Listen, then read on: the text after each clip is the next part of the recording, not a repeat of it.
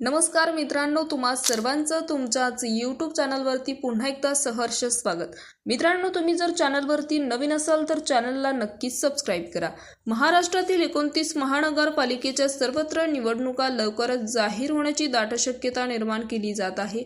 सर्वोच्च न्यायालयाने दिलेल्या आदेशानुसार राज्यातील सर्व स्थानिक स्वराज्य संस्थेच्या निवडणुका 31 जानेवारी 2026 पर्यंत पूर्ण करण्याचे बंधन राज्य निवडणूक आयोगावर आहे आणि त्याचबरोबर या कालावधीच्या आत निवडणुकीचा धुरळा उडणार आहे। याच पार्श्वभूमीवर सर्वोच्च न्यायालयाच्या टाइम लिमिटमुळे राज्य निवडणूक आयोगाने पालिकेसोबत 12 जिल्हा परिषदेच्या निवडणुका एकत्र घेण्याची तयारी केली आहे। निवडणूक आयोगाच्या हालचाली आणि वेळापत्रकानुसार महापालिका निवडणुकीची घोषणा काही दिवसात होतील अशी शक्यता आहे। राज्य विधिमंडळाची हिवाळी अधिवेशनात येत्या रविवारी संपणार आहे। यानंतर लगेचच पुढील आठवड्यात म्हणजेच डिसेंबरच्या तिसऱ्या आठवड्यात कधीही महापालिका निवडणुकीचा कार्यक्रम घोषित होऊ शकतो।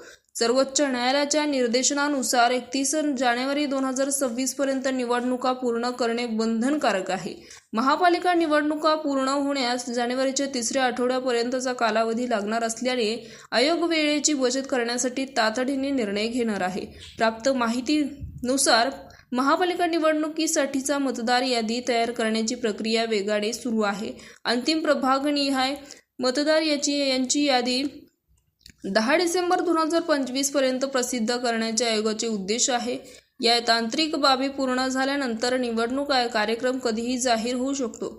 निवडणूक आयोगाने केवळ महापालिकाच नव्हे तर ग्रामीण भागातील 12 जिल्हा परिषदेच्या निवडणुकाही एकत्र घेण्याची चाचपणी सुरू केली आहे। तर दुसरीकडे सर्वोच्च न्यायालयाने ग्रामीण जनतेच्या जिल्हा परिषद निवडणुकांमध्ये 50% आरक्षणाची मर्यादा पाळणे बंधनकारक केले आहे। त्यामुळे विदर्भ आणि मराठवाड्यातील 20 जिल्हा परिषदेच्या निवडणुका सध्या घेता येणार नाही अशी शक्यता आहे। न्यायालयाने केवळ लातूर, छत्रपती संभाजीनगर, परभणी, धाराशिव, सोलापूर, कोल्हापूर, पुणे, सातारा, सांगली, रायगड, रत्नागिरी, सिंधुदुर्ग या 12 जिल्हा परिषदा आणि त्याअंतर्गत येणाऱ्या 125 पंचायत समितीच्या निवडणुका घेण्यास मुभा दिली आहे।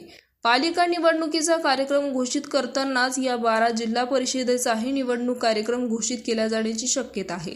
मात्र मतदारांची तारीख वेगवेगळी ठरली जाणार असल्याचंही बोललं गेलंय। तर मित्रांनो, याविषयी तुमचं मत कमेंट बॉक्समध्ये कळवा आणि चॅनलला सबस्क्राईब करा।